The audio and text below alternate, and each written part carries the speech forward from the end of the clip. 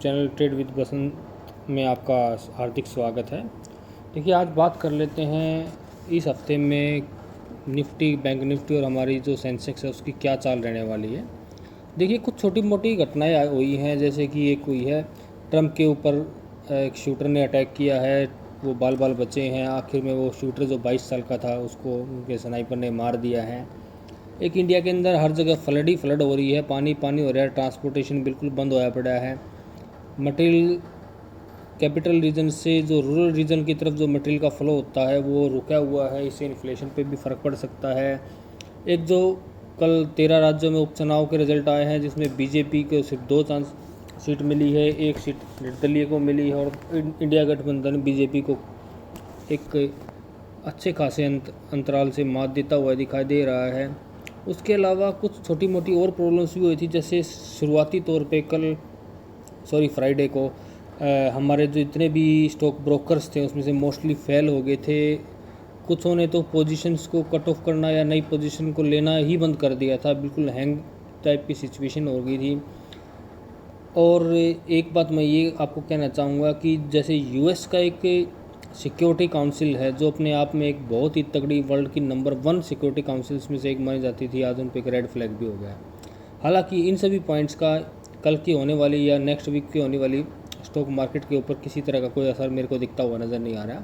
इनको एक माइनर और माइल्ड इम्पैक्ट के तौर पे हम देख सकते हैं। जो हाई इम्पैक्ट वाली चीज़ें हैं हम उनके ऊपर बात कर लेते हैं।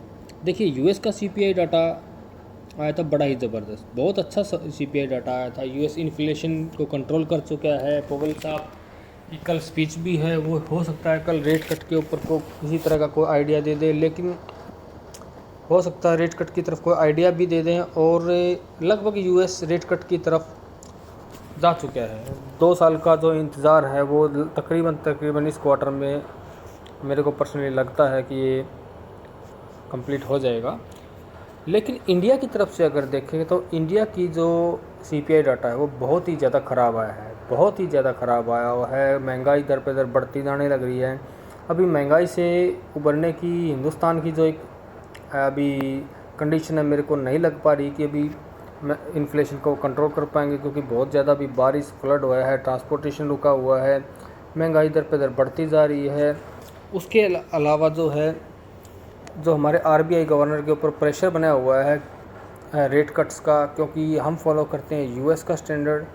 अब यूएस तो दिन पे दिन इस तरफ जा रहा है, अपनी इकोनॉमी को स्टेबल करता हुआ जा रहा है। हिंदुस्तान की इकोनॉमी है, इन्फ्लेशन है वो डगमग होता हुआ जा रहा है। अगर यूएस ने रेट कट कर दिए तो आरबीआई गवर्नर क्या करेंगे, कैसे सिचुएशन को कंट्रोल करेंगे, ये बड़ी असमंजस वाली बात है। अब बात करते हैं कमोडिटी की। देखिए, हमारा तो कमोडिटी और अपना जो सेंसेक्स है, निफ्टी, बैंक निफ्टी, एक ऐसी असमंजस में फंसा हुआ है कि ग्लोबल संकेत बहुत ही तगड़े आते हुए हैं, बहुत ही तगड़े हैं। ग्लोबल की इकोनॉमी दिन पर दिन अपने आप को डेवलप करती जाने लग रही है। यहाँ हिंदुस्तान की जो इकोनॉमी है वो डगमग होती हुई जाने लग रही है। अब एक ट्रेडर की नज़र से उसको देखें तो अगर हम यूएस के सीपीआई डाटा को देख के हम कॉल लेते हैं तो इंडिया का इम्पैक्ट कर जाता है। अगर इंडिया की सीपीआई डाटा को देख के हम पुट ले लेते हैं तो यूएस का हमारे एसएल को कट कर देता है।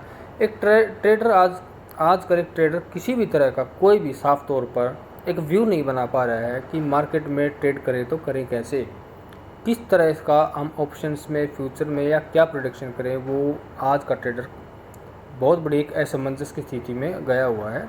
सेम कंडीशन कल बनी थी हमारी कमोडिटी सेक्शन में।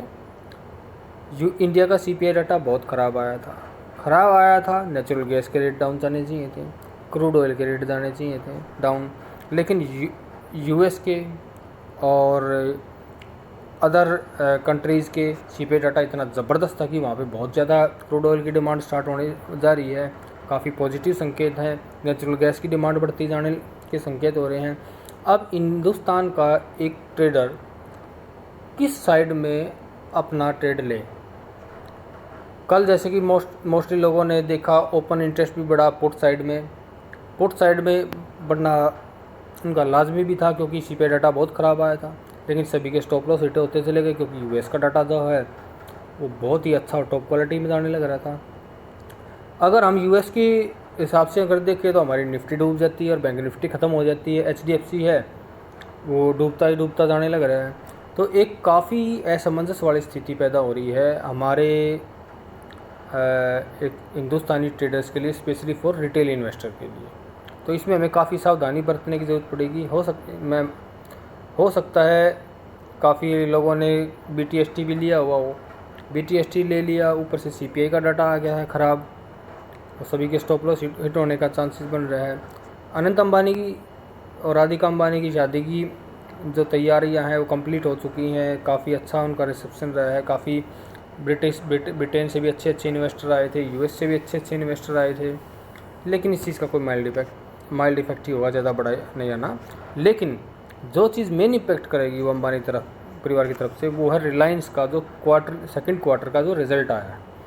अगर वो रिज़ल्ट मार्केट उसको अच्छी तरह से लेती है, उसका फुल इम्पैक्ट पॉजिटिव आता है, तो हमारी निफ्टी के चांसेस हो सकता है कि सीपीआई डाटा का इम्पैक्ट कम से कम पड़े। नहीं तो मेरे को नहीं लगता कि कल मार्केट में कोई बुल रन आने वाली है। अब बात कर लेते हैं नेक्स्ट वीक के हाई इम्पैक्ट पॉइंट्स। क्या हाई इम्पैक्ट पॉइंट होंगे। नंबर 1, 17 जुलाई मुहर्रम वेडनेसडे छुट्टी है।